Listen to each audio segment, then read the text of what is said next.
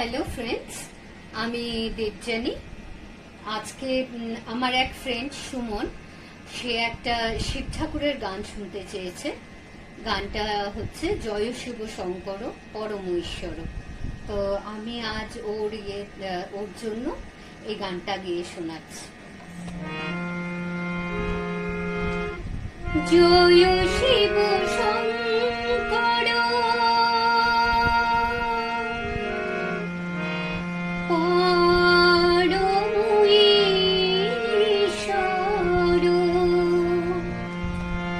জয় শিব শঙ্কর পরম ঈশ্বর, জয় জয় জয়